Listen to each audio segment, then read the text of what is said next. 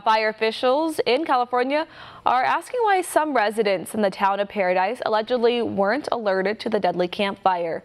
One America's Meghann Dyke has more on some of the claims being made by those who survived the fire. Northern California residents are pointing the finger at Cal Fire officials for reportedly failing to alert the city to the incoming campfire. Evacuees who escaped the wildfire as it devastated the small town of Paradise allege the city's emergency response plan was fatally ineffective. Firefighters now believe the blaze originated just 100 miles north of Sacramento in Polga, California at around 6:30 a.m. on November 8th.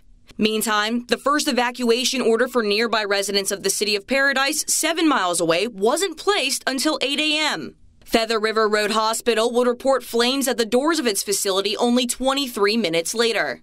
Butte County Sheriff Corey L. Honey later said they didn't send a wireless emergency alert similar to an Amber Alert because the fire was outrunning the first responders. I think the appropriate way to characterize this fire was outrunning us from the very beginning. It was beating us before we even knew we were in a race with it. Honey also alleged the warning may not have reached people living in less urban areas in time after a resident questioned the city's response. Sirens or systems like that are something that are being considered or thought about in there. I think over time those have fallen out of, over time they've gone by the wayside because people rely on technology. But you bring up a perfect example. When you live in the areas like that, technology doesn't always work, right? Yeah, and so obviously you learn from those things and you go forward. The message that was relayed came through the voluntary opt-in Code Red system, which reached 25 to 30% of the town's population of 27,000.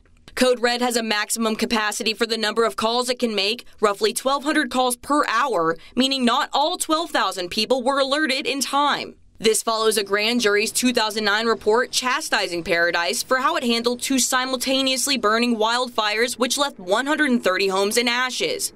Fire authorities drafted a better plan and created the wireless emergency alert, but it wasn't deployed on November 8th at the start of what's become the state's deadliest wildfire.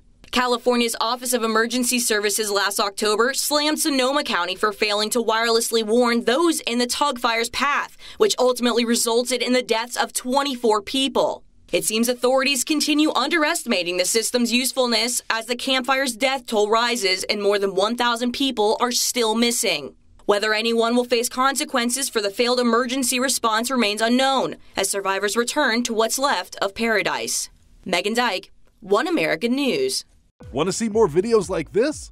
Click on the link below and subscribe to One American News on YouTube, and call your cable provider and kindly demand that One American News is added to your lineup. Call and subscribe today.